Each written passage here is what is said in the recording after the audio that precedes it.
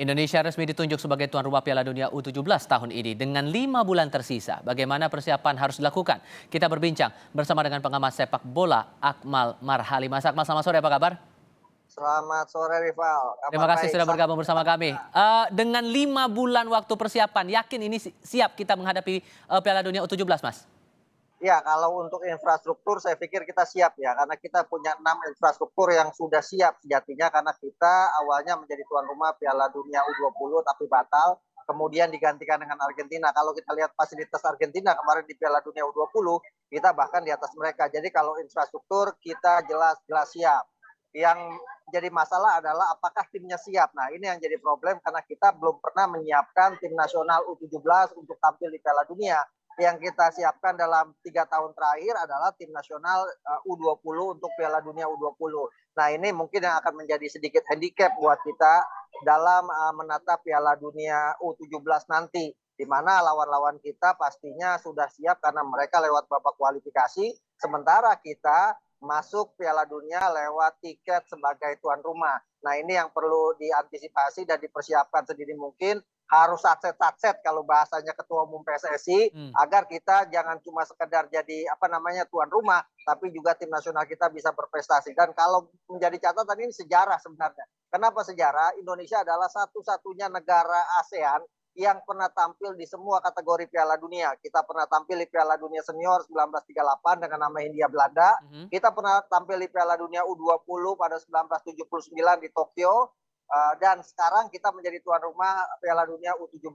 Oke. Nah, yang menjadi saya was-was sebenarnya bukan masalah persiapan infrastruktur, bukan masalah juga persiapan tim nasionalnya, tapi yang bikin was-was adalah bahwa pelaksanaan Piala Dunia nanti, yakni pada tanggal 10 November sampai 2 Desember itu bergesekan atau berbarengan dengan agenda politik besar bangsa kita, di Hmm. mana pada tanggal tersebut antara 19 Oktober sampai 25 November ada pendaftaran calon presiden dan wakil presiden Republik Indonesia, ditambah sudah mulai pastinya mesin politik dipanaskan menjelang Oke. pilpres, pileg, kemudian pilkada, sehingga kemudian atmosfer ini yang mengkhawatirkan buat saya. Jangan sampai kemudian Piala Dunia ini seperti kasus kita kemarin ada intervensi politik yang membuat kita lagi-lagi dalam tanda kutip ya, jangan sampai kita harus belajar dari yang kemarin, Jangan kita terulang yang dibatalkan lagi U20 jadi waktu tuan itu ya, rumah. gara-gara yang timnas Israel itu yang terbawa nuansa politik menurut Anda waktu itu?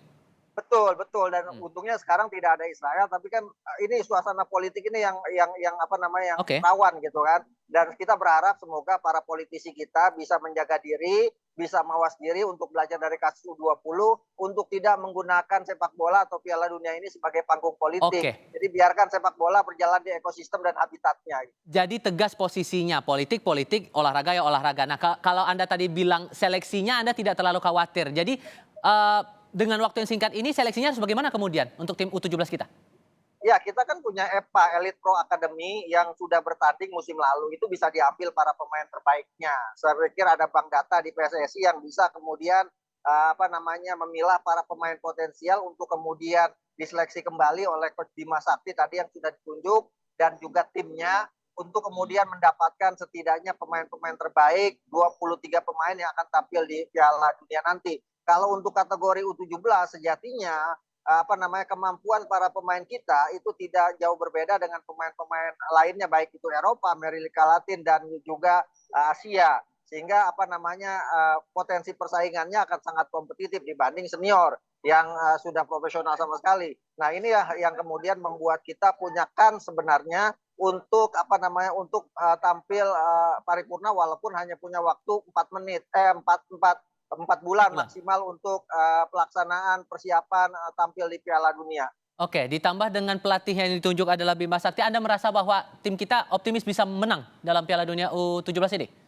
Ya, sebelumnya saya mendengarkan kabar bahkan katanya Dennis Wise yang mau jadi pelatih Aha. tim nasional U17 dengan mengambil para pemain dari Garuda Select. Tapi kemudian tadi ada perubahan dari Ketua Umum PSSI, Bima Sakti. Saya pikir siapapun pelatihnya kita harus bahu-membahu untuk bisa yang pertama menjadi tuan rumah yang baik, sukses ya, menjadi tuan rumah yang sukses, kemudian punya tim nasional yang sukses, yang ketiga pemberdayaan ekonomi yang sukses dalam pelaksanaan Piala Dunia. Sukses ini harus ditopang oleh seluruh aspek, pemerintah juga, PSSI juga, dan kita sebagai masyarakat tentunya.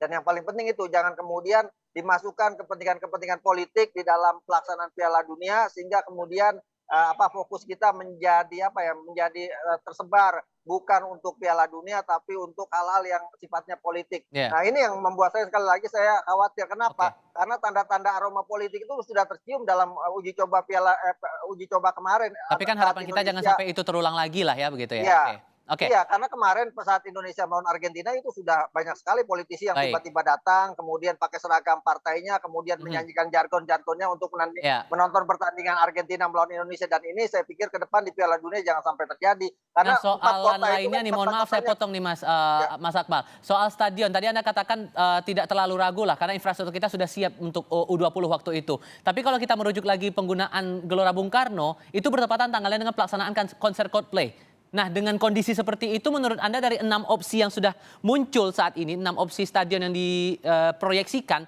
mana yang memungkinkan untuk digunakan?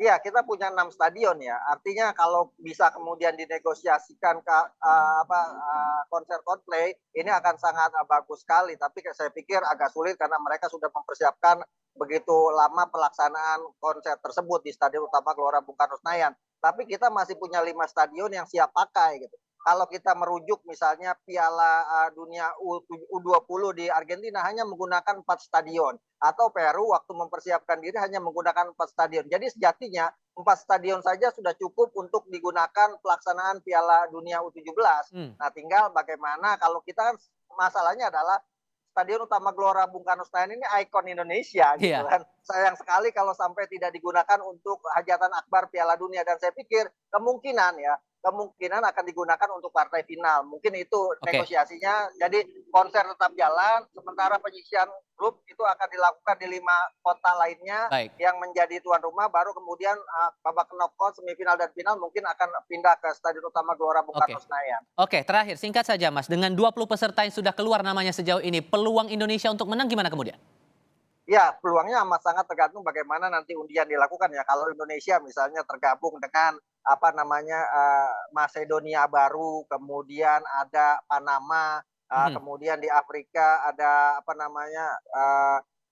Burkina ada Faso juga ada di situ. Burkina Faso di situ, kita ada potensi untuk bisa bersaing gitu. Oke, Tapi kalau kemudian kita satu grup dengan tim seperti Brazil, Argentina, Italia, Jerman, Spanyol ya agak berat juga gitu. Dan baik, kita berharap bahwa apapun hasilnya karena ini kan blessing and disguise ya. Kita baik. tidak pernah mengira akan Mhm. menjadi tuan rumah Piala Dunia U17. Jadi kita berikan yang terbaik dan Baik. para pemain saya pikir akan memberikan yang terbaik buat Indonesia. Harus sat set sat ses dari sekarang. Mas Akmal Marhali, terima kasih banyak sudah berdiskusi bersama kami hari ini. Sehat selalu Mas.